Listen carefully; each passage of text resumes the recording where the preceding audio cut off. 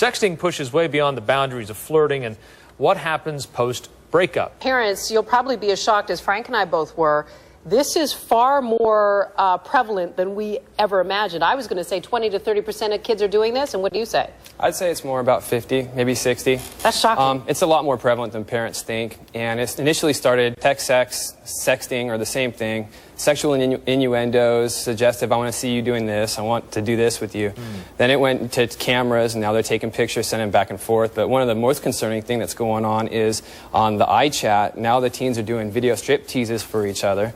And it's happening underneath the parents' noses where they don't know about it and have any clue that this is really ultimately going on. And I think that, you know, as adults, we sort of know, okay, if you put something out there, it's out there, and it's going to follow you around. But it seems to me a lot of teenagers and the preteens don't really realize that. Well, you're absolutely right. If this gets out there, there's no way you can erase it. If it gets on a hard drive or if someone has it, it can be passed to millions of people.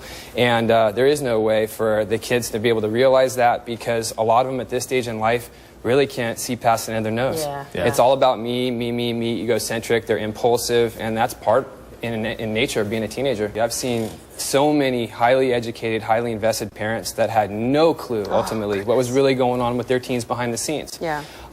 Parents really need to be able to have conversations with their kids about sexting and the negative ramifications that can come from that, and that it won't be tolerated. I think parents also have the options of not purchasing phones that have cameras on them. Good idea. As well as paying for text messaging packages associated with the phone. There shouldn't be computers permanently stationed in your teens' bedrooms. Put them in the kitchen instead, maybe where Common a more common area area. is a perfect place. And most of the sexting will take place in the afternoons and late evenings. So parents can also take the cell phone and computer when they come home, give it back to them after their homework and chores have been completed, and then take it away again before they go to bed. Well, the troubled economy has our kids worrying about, do our parents have enough money to buy groceries, pay the mortgage?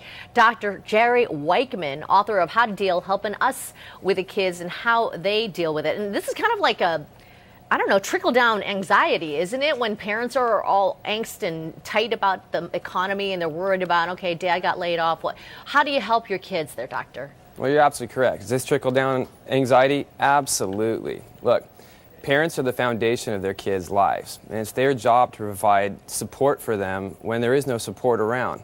If parents fail to do this, what happens is these kids' anxiety goes through the roof because the kids can't control the economy nor their parents in the situation. But you do advise parents talk to their kids. Absolutely. When parents are talking to their kids, it's important that they're open, but not dramatic, and at the same time, don't give a lot of details. If you allow your kid to rise to the adult level, it creates a lot of anxiety for them. If you start getting all the what ifs, what if we can't buy a house? What if we can't keep our house?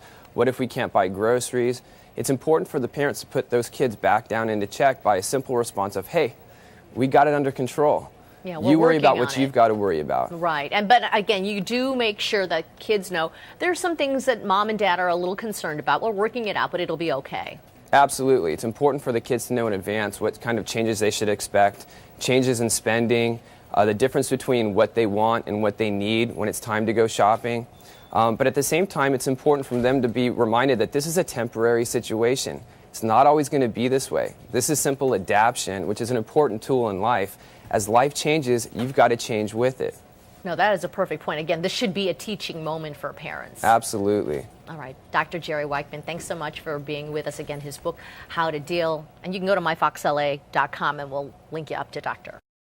At this stage, kids don't see each other for who they are or who they will be. And it's not just the ones that are overweight or too tall or too small that are dealing with that. It's everybody's dealing with that. You're at dinner and they're doing this.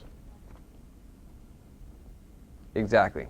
It's extremely important you teach your kids techno manners. This is what this means. No texting no texting on the table. No texting, when someone's talking to you. When someone talks to you, you make direct eye contact with them. No picking up your cell phones. No cell phones even allowed at the table. Good advice from Dr. Jerry Weichman, who spends a lot of time talking to your teenagers. Thanks for joining us, Dr. Weichman. Thank you, Tom.